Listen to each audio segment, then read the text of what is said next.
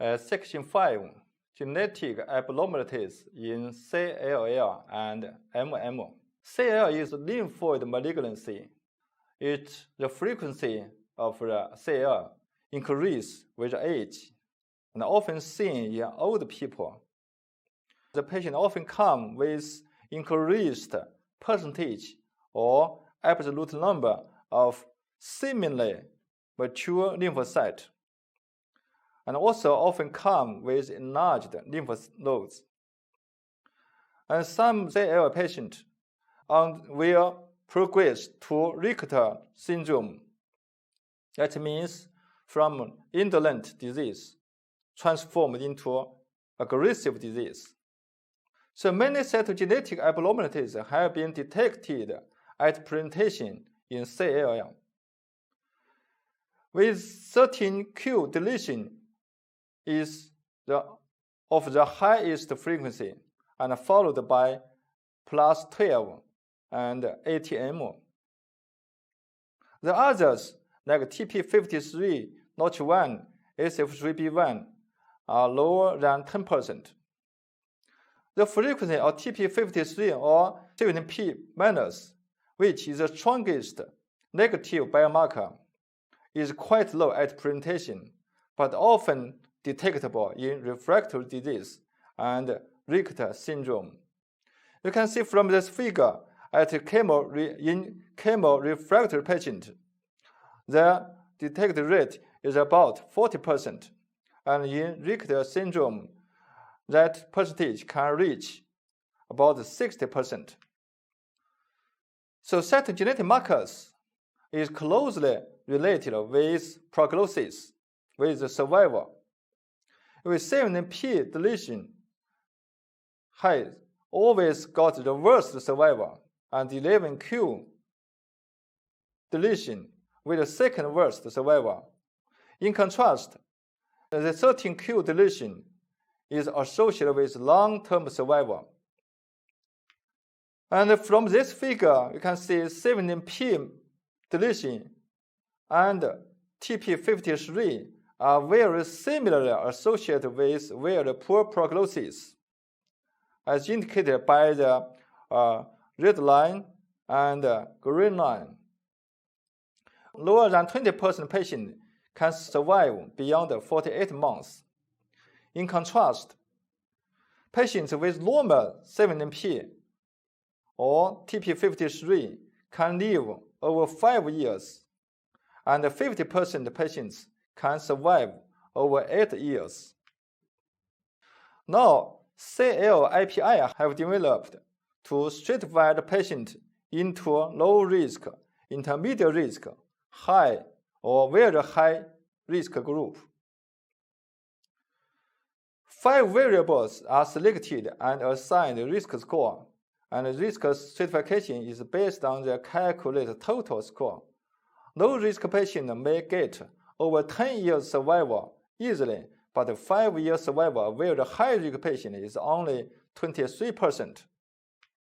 Fortunately, those patients predicted with poor prognosis now can dramatically benefit from new drugs such as BTK inhibitor, ibrutinib. Ibrutinib is quite effective to relapsed or refractory CLL, and now has been recommended by many guidelines as first-line choice, especially for high-risk CLL patients. Now, multiple myeloma. Myeloma is plasmacytic neoplasms. Many patients come with back pain, with bone pain, with bone destruction. And this disease is controllable, but still incurable.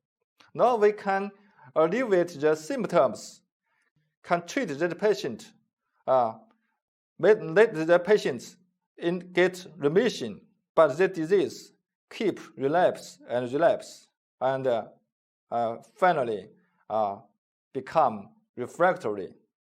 Symptomatic myeloma, we see when a patient gets calcemia, renal dysfunction, or bone destruction we call it symptomatic multiple myeloma.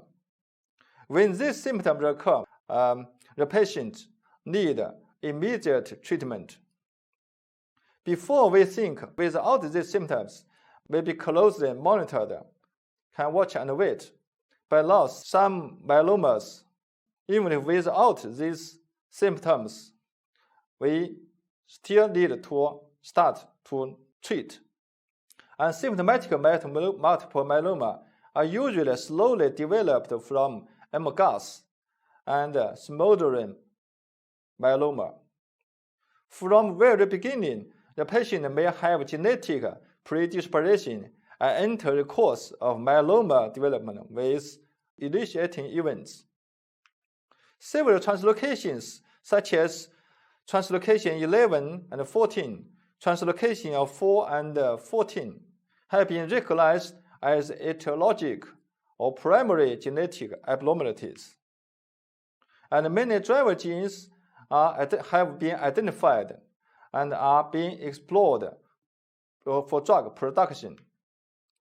Just as many other malignancies, myeloma can be stratified into low risk, intermediate risk, or high risk disease.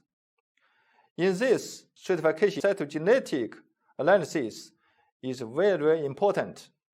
Particularly, translocation 4 and 14, translocation 4 and 16, translocation and 17p deletion. Those markers point to a high risk evidence. And cytogenetic high-risk myeloma are usually refractory or relapse early. And new drugs such as venetoclax targeting BCL2 may partly overcome the worse prognosis. And also some other new agents like MEK inhibitor and vemurafenib targeting BRAF have been found to be effective to some refractory disease. So to summarize today's talk, you can say genetic studies is valuable for diagnosis, risk stratification, treatment, outcome prediction, and new molecular target and new drugs. Okay, that's the end of the talk. Thank you all.